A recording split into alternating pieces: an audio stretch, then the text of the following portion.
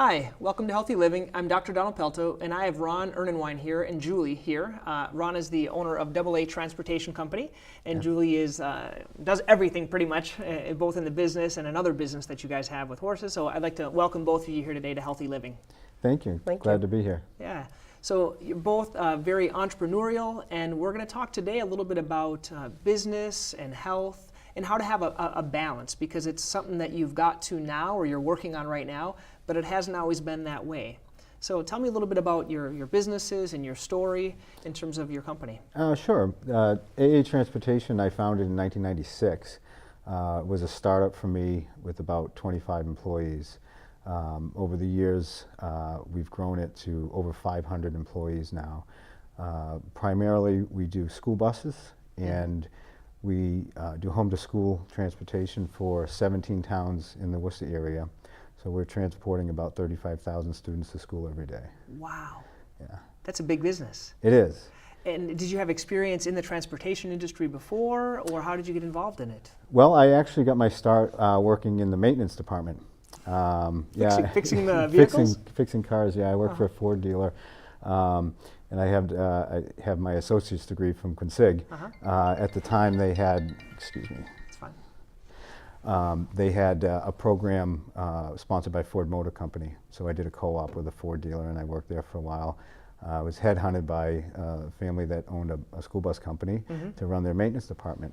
And soon after I began, they started having some trouble, and they really downsized.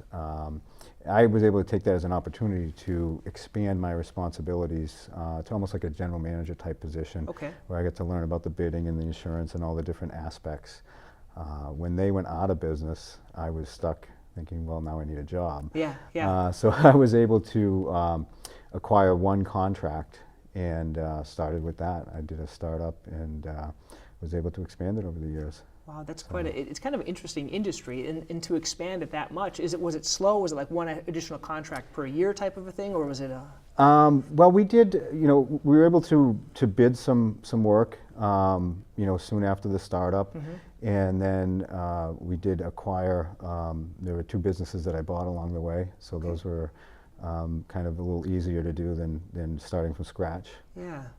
And so for people that are here in Shrewsbury, you're going to see a lot of these buses driving around, most of them that take all the kids to school and things like that. In terms of the business, were you always balanced like you are now, or tell us the story? Okay. Heck no.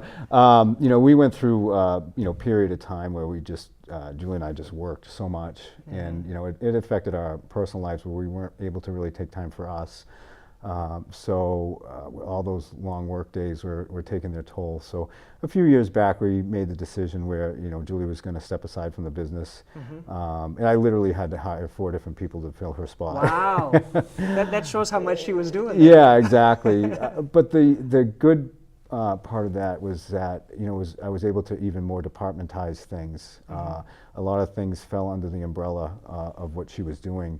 And now to have other individuals doing just pieces of it, it took more off of me. So I was able to loosen up my work hours and my work schedule. And now when I can get away, we're able to do things together. Get away together. Yeah. That's neat. Yeah. And then along with this, where you started to be more interested, I guess during those maybe startup years, 5, 10 years, however many it was, you probably weren't taking care of yourself and your health. You were just working, eating whatever, and that was taking a toll as well on your health. Yeah, for sure.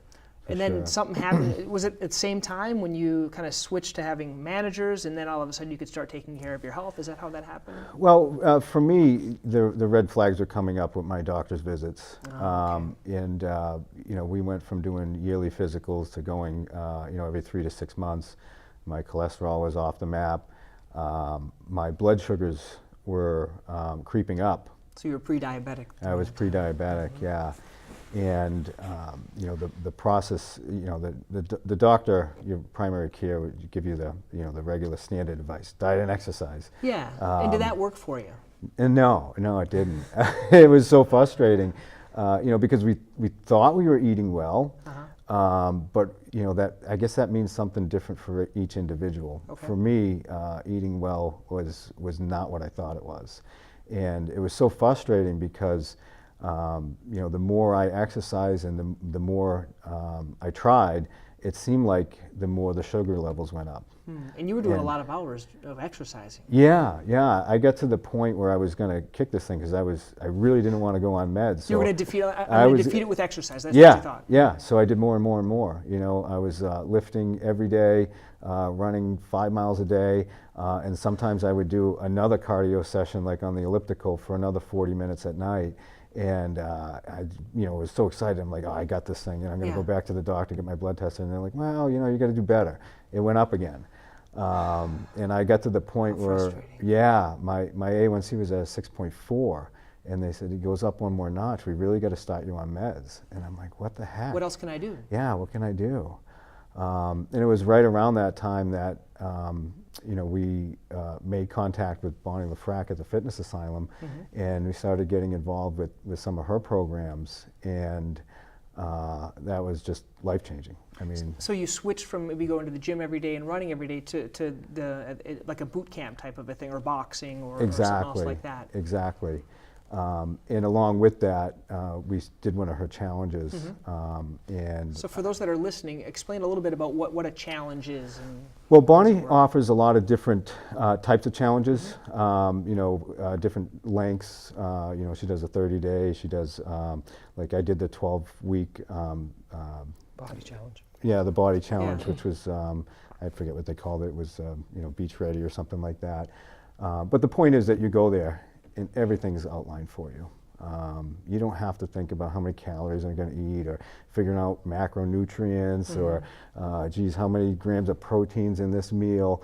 You know, she literally hands you a map and do this. Do this and you'll be successful. It took all the thinking out of it. Was it hard? Was it hard to eat that way? And how many workouts was it? Was it every day, or was it only?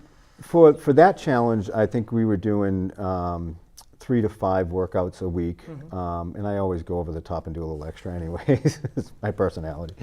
But the real key is the diet, and just to have that in front of you and just do this. It's so simple. You just do what's on the paper. And of course you get a coach with it, and you know, we do check-ins, and she's with you the whole time, you know, making adjustments if need be. You can ask questions. She'd outline what supplements she recommended, and it really takes all the science out of it. Yeah, you just kind of obey. Yeah, yeah. When you look at some of this stuff, it gets overwhelming with information and data, and all kinds of different options, and this just simplified it. So when I get done with that challenge, not only did I lose, I think over the 12 weeks on that particular one, I lost about 15 pounds, but my A1C all of a sudden dropped. And at this point today, I'm 5.2, which is, you know, perfectly normal. Yeah. And I stopped taking my cholesterol meds, and you know, my body weight is, I'm probably 50 pounds less than I was when I started with the fitness challenge. Yeah. And Julie, what was your experience? Did you do the challenge together, that first one? That first one we did not. He did it. He did it alone, yeah. What did you think when he was doing it? You were just watching him? Yeah, he did it with my oldest daughter, Kaylee.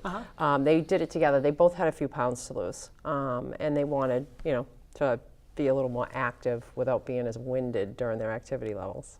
So they did it together, and they did very well. And I was very proud of them. Yeah, and were you, but you guys were cooking together. Did you have to change the way you eat to eat like he was eating, or did you already eat well? Not necessarily. So for Ron, when he says he ate healthy, or what his version of eating healthy, he'd probably eat chicken every day, but he'd have barbecue sauce all over it. Okay. So it was just adjusting some of the things that he was doing, and removing very little, because he really did eat healthy, but it was the extra added stuff that he would put on the healthy food that was kind of throwing him off kilter. Yeah, kind of like coffee, but all the cream and sugar. Exactly, exactly. And he learned to drink coffee black, and he loves it now. Now he can't imagine having it with cream and sugar. So it was different things like that we tweaked, and he did great with it. And what was the experience of your daughter? How was her experience there? Excellent, excellent. She's taken off, oh my goodness. I think she's probably taken off about 50 pounds, and it's never come back on. And she says she'll never go back there. She didn't like feeling like that. Okay, and that's the question. That's what I was going to ask. A lot of people, they might do a challenge. They might do these boot camp challenges for 6 weeks or for 12 weeks, and they lose a whole bunch of weight, like the Biggest Loser contest. But a lot of times, if you look at the Biggest Loser, they'll gain it all back. Was there any rebound or regain, or were you able to maintain and continue on? And what's the secret to doing that? Well, so with the body challenge, no, I was able to keep the weight off. And Julie and her other daughter, Georgia, started to do some of the bikini challenges where they actually get on stage and compete. Yeah.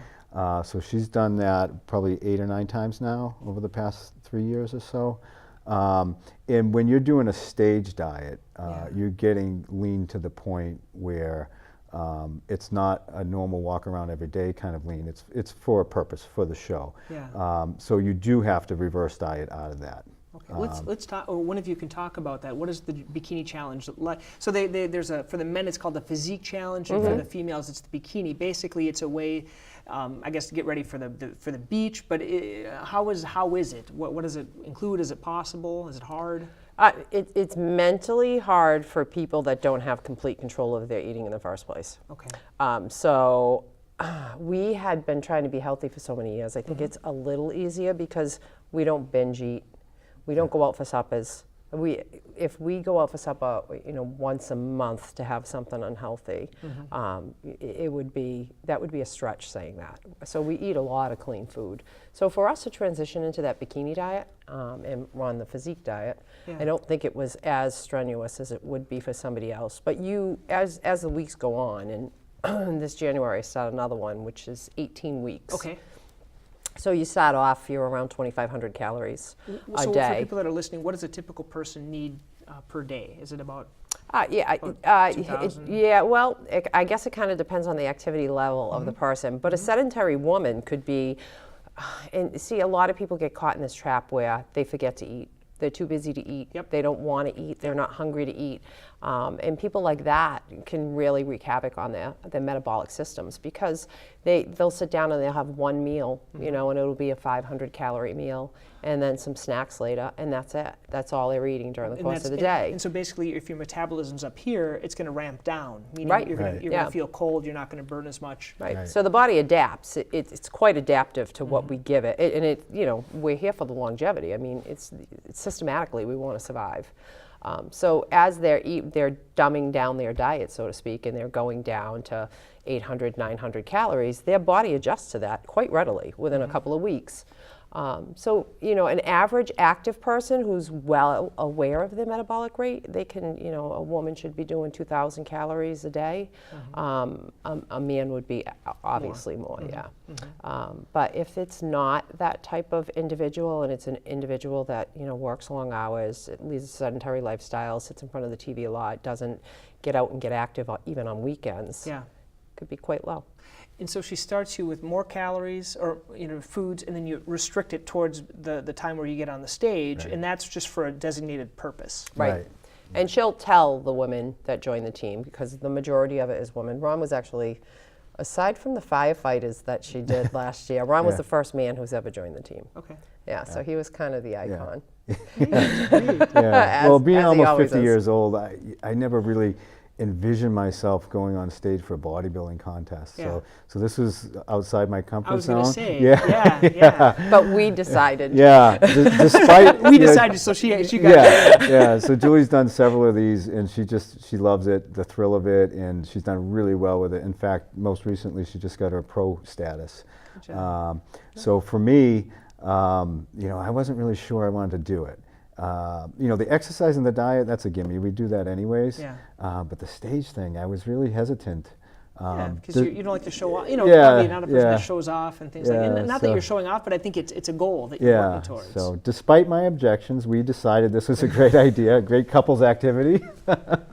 And it actually was. It actually was. And I got to say, the support that I received, from my teammates, through the fitness asylum and from Bonnie, was amazing. I really wasn't expecting that type of experience, so I certainly can relate to why, she enjoys it so much. The community, right? Yeah, the community, being around like-minded people and getting support. And there's a private Facebook page that everybody, can post comments and questions on, and tell their story and get feedback. So, that piece of it is invaluable. In the process. To think that you're going to go out and do this on your own, Well, You I could. suppose you could, but man, Why would you? You need the community. Yeah, absolutely. So what we're going to put up for those that are watching now is we're going to put up kind of the before and after of both of them. Actually, we have the after pictures. You can see the both of them here. And now we're going to put up the kind of the Ron, he sent me the before and after pictures so you can kind of see this. So quite a bit of change. You know, you can't see with all their clothes on, but and so it's a pretty amazing thing that happened. It's Yeah, and this recent challenge we did was a 12-week challenge. It started in August. In that time to my stage weight for my check-in, I was 28 pounds down. Wow. Yeah. 28 pounds. Yeah. And that's just so people that are watching, you're not going to keep it that 28 below. You're going to. Right. That's really. There's some degree of dehydration for the stage, so Mm-hmm. that comes back pretty quickly. But you know, the whole idea is build muscle and lose fat and be leaner and be, you know, so you know, we work hard at it. Neat. Yeah. Neat. So that's great. And we did talk a little bit about this other kind of idea that you're starting to do now about the intermittent fasting thing. I guess you're doing it and you're not. So let's talk a little bit about what your experience is, because I know some people, they eat well, but they're still not seeing the gains. But this intermittent fasting, in intermittent fasting, you're talking about, I think, calorie restriction is something different than intermittent fasting. So if you could talk a little bit about that. Absolutely. I did intermittent fasting before I knew intermittent fasting was a thing. Okay. So I wasn't always that person that was super hungry in the morning. Mm-hmm. And so I often went without eating breakfast. But, you know, through the course of vlogs and videos and podcasts and things like that, I've learned a lot about the benefits of intermittent fasting. Yeah, so talk about first what it is, and then what are some of the benefits? So there's a window that you would give yourself to eat, and a lot of people choose an 8-hour window because it's just easier for people to eat in a shorter window span than to wake up at 6 a.m. and have a breakfast immediately and then eat every couple of hours after that. For the average person, that's it's not convenient. Yeah, it's not convenient. You have children to run around. You have games to go to. You have work, you know, things that you have to schedule that you just can't say, I'm going to devote this, even if it's only 5 minutes, I'm going to devote this 5 minutes to my eating habits. So for me, it was easier throughout almost my adult life to just go without food in the morning. And I would actually have my first meal around noontime. Now that I know a little bit more about intermittent fasting, I eat around 2 o'clock in the afternoon. Okay. And by 10 o'clock at night, I need to be done. And I don't typically eat at 10 o'clock at night. So that's a little bit of, it's a little bit off the scale for the intermittent fasting diet, only because I know that if I'm eating at 10 o'clock at night, those are calories that are just going to sit there throughout the course of the night, and I don't want them. Yeah. For me, it works because I like to eat in the afternoon. I don't like to eat in the morning. And if I ate in the morning and then ate throughout the course of the day, by 4 or 5 o'clock in the afternoon, I'd be going, but I'm still hungry. I want to eat. Now, at 7 o'clock at night, when I sit down, I'd like to pick on a piece of chicken or something as I'm mindlessly watching one of our sitcoms. Yeah, yeah. So for me, it works. For Ron, it does not. Yeah, I have to keep my metabolism fired up, so I need to eat all the time. Okay, so and you that's do been the key. A lot of small meals. Yeah, exactly, and that's been the key for me. You know, the bigger meals less frequently, my body kind of tends to hold on to stuff. Okay. So you know, keeping that metabolism going has been, you know, important for my success. Yeah, you have to find what works for you, and I think there's different phases. I know. Some people do the intermittent window. Some people do multiple day fast. There are some other benefits which are kind of interesting in terms of mental, in terms of cancer, in terms of things like that. Yeah, I've read some of the information and I share it. Yeah, all the time. I share it. It's amazing to hear how you know, if you do fast for a while, you know, your body just takes away the weakest cells. Correct. Kills it's. Autophagy, right? Yeah. Kills off the dead or weakened cells. The weakest link, which typically would be your cells that cause problems, like the cancer cells. Yeah. So I think that, you know, in the future we're going to hear more about this because, you know, the studies have shown that it works. Yeah. The neat thing about intermittent fasting is it's easy. It doesn't cost any money. Yeah. It doesn't take any time. There's no cleanup after it. But you have to research a little bit more. For me, it's not a new idea. It's been around ages. People always, all the biggest religions fasted for periods of time. The Christian religion, Lent, the Muslim, the Ramadan. There was always that fasting, and you can still drink though liquids in this. You can drink. What are things you can eat or drink during the fasting? So from my studies, what I found is that on a true fast, you don't break the fast with anything. You literally have water. Okay. You don't have coffee or anything else that you introduce during the course of the fast. Okay. For me, I love coffee. I have to have caffeine on a fast. Not only is it an appetite suppressant, but I don't know that I could go a day without coffee any longer. You get the headache. Yeah, well, and that's the thing. I would love to do a 24-hour, 36-hour fast, but kudos to the people that can. That's a hard thing to do. People don't realize that I'm just not going to eat tomorrow. I'm just going to have water all day. Yeah. And that's a hard thing to do. One of the keys if people are trying to do longer fasts is keeping busy. Yeah. If you're not busy, it's really hard because you go to the fridge, you eat snack on this, you snack on that. Another thing that helps that they recommend a lot, again, there's different ways. Some are totally no liquid, no water. That's a little bit harder because you get dehydrated. I find the ones that work a little bit better are the water, the coffee, and then something called bone broth. So basically it's what our grandparents did. They took bones, they boil them, and then you make this high fat, because fat doesn't raise your glucose and it doesn't raise your insulin. And so you can kind of go a little bit longer. And it satiates you. And it makes you full. Yeah. Yep. Makes you full. Good, so that's kind of the health component. Any other health components that you guys want to talk about, or any other health tips that you want to give people watching? Well, I just, again, from my experience, is finding the balance. Everything in moderation, and, for our relationship, finding the time to take, and we do this together. So that's nice. We're working out together 4 or 5 times a week. And we're eating the same, so we're meal planning together. On Sundays we're cooking together. We haven't touched about meal prep. When I was doing certain types of things, I think meal prep was 100%, because if you don't have food, you're going to eat whatever. So how does meal prep work for you guys? Well, we'll look at our diet plan for the week, and figure out how many meals we need each day, and what's going to be in them. And we'll go to the store on Sunday morning and get all our supplies and come home, and we'll cook 2 or 3 days out and have our little plastic packages that are ready to go. So when I go to work, I've got my 3 or 4 meals that come with me, and that is key. If you don't do that, you're not going to be successful. There's absolutely no way that you can eat that frequently and eat the right things if you're leaving it to chance. You're going to eat whatever. Yeah, if we're going to take a trip, in the car for a couple hours, we're going to drive to the Cape or something like that, we literally have to bring our meals with us. Yeah. It's the only way it works. On the flip side of that, which I find is something interesting, I know with the challenges, they're really restrictive in terms of what you can eat and can't eat in terms of breads and sugars and things like that. You cut everything out.